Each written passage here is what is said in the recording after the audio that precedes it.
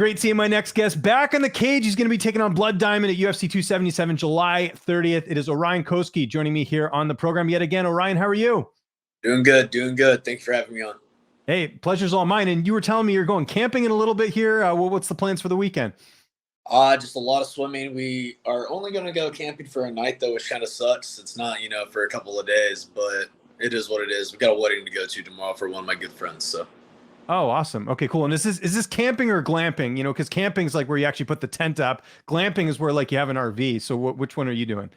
I actually have a tent, and if it was up to me, I'd sleep in a hammock. There you go. Okay, I like it. It's real camping. You know what I'm saying? That's kind of what I was getting at. Man, it's been a bit since we've seen you in the cage, and you've had a number of setbacks. How challenging has this last little bit been? Just trying to stay healthy and just trying to get an actual fight to happen.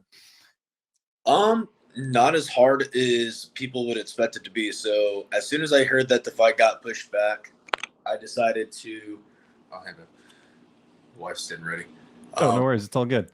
The fight got pushed back. I just took like 1 or 2 weeks, and then I was just focusing on myself, doing like the whole entire let's just stay healthy, stay focused. So I've been doing more one-on-ones than anything. But definitely getting back into the group trainings, did some sparring yesterday and stuff like that. So it felt good. And just to kind of let people know exactly what happened. So let me go over the timeline here. Just want to make sure we got everything straight here. So you had an injury in February, right? That's when the fight was supposed to happen. And then it got pushed the first time, right? So I actually ended up getting COVID, and it was weird because the COVID took me out for about a week and a half, but it wasn't it took me out to where I was bedridden.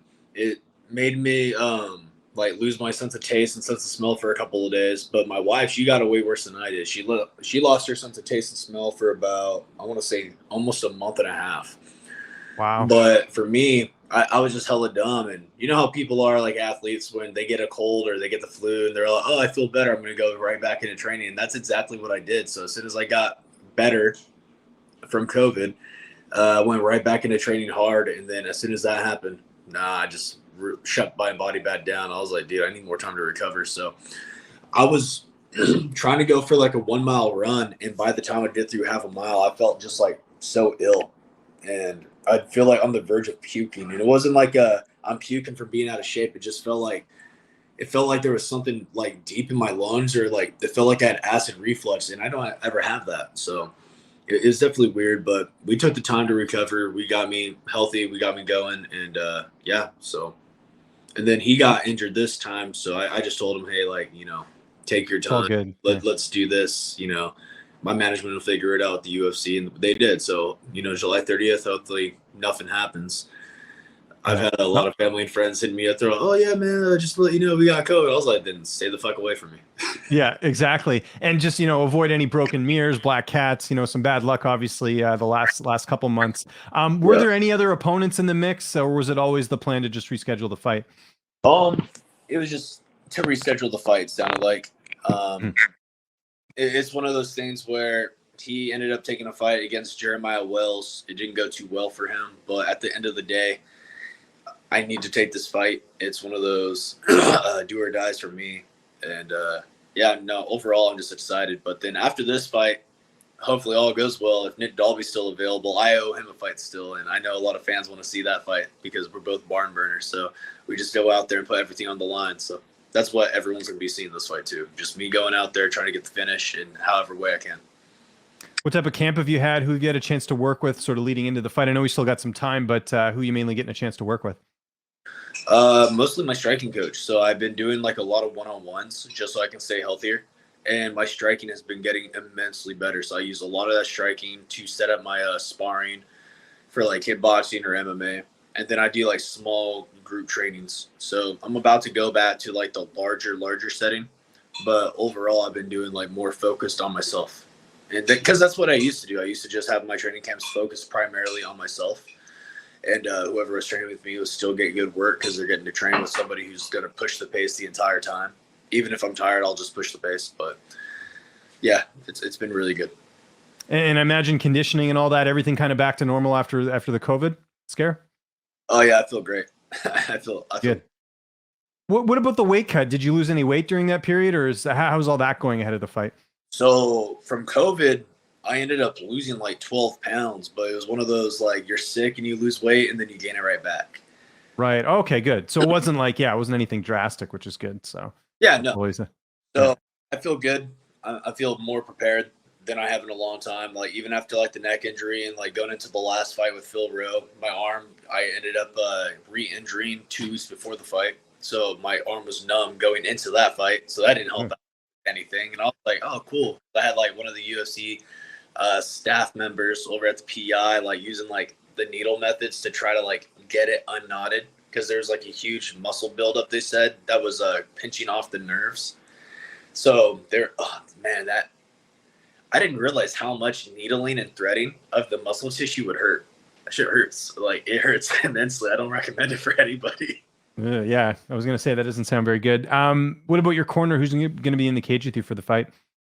So for the corner, obviously, I'm gonna have my brother Lewis. I'm gonna have Brian Wilson. He's my old jiu-jitsu instructor and good friend of mine. And then Ezra, my striking coach. So those are gonna be my 3 corners for this fight. Just people that, you know, I trust in my corner. And I'm not saying I don't trust others in my corner, but, you know, Lewis and Brian I've had in my corner pretty much for almost every one of my fights. And then Ezra, him and I have been working together for a lot. So there you go. How's this fight playing out on July 30th? How do you see it going down? I see me getting the win by KO or TKO. I'm going to definitely be trying to, you know, use my wrestling more. And then maybe some ground and pound, topside crucifix. But who knows? I mean, I got mean hands. I got mean kicks. So we might see a standing knockout. But then again, I just got to go out there and do my thing and not think about anything. I imagine you want to get one more fight in this year after July 30th. Is that kind of the plan, what you're looking at? Shit, I'm going to get like 3 fights in 5 weeks if the UFC lets me. Yeah. So if they let me get a couple of fights, I would like to have at least 3 or 4 before the end of the year. And if I can get 3 or 4 within the span of like 2 months, I'd be happy. Then I can take a couple of months, you know, go watch some Raiders games with you know, my friends and family, and then yeah, go on a little vacation with the wife for our honeymoon, or not honeymoon, but our anniversary in September. But yeah, definitely have to have like 3 or 4 fights before the end of the year, and then try to get another fight or 2 at the end of the year if possible.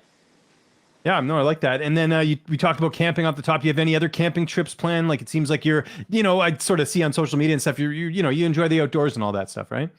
Yeah, I love it. I love it. So nothing planned so far, just this one little trip, and then just focused on the fight. We got a wedding to go to tomorrow, and then we got right before my fight another wedding for my cousin, and then after the fights we got some more weddings to go to. So everyone just decided to get married all of a sudden. I don't know why. Yeah, it happens. I find, yeah, it's same thing. I have like 3 weddings to go to this year. So I think it's just, you know, it's all kind of happens at once, it seems. But this is going to be a great card. It's UFC 277 coming up here July 30th. If there's anyone you want to thank, any sponsors, any social media you want to plug, I'll give you the last word. Yeah, no, I definitely want to thank all my training partners, my teammates, definitely my coaches for helping me out. I definitely want to thank my management for hooking me up with the fight and getting me on a great card. I got tired of fighting with no audience, so you're going to see a different Orion. Like,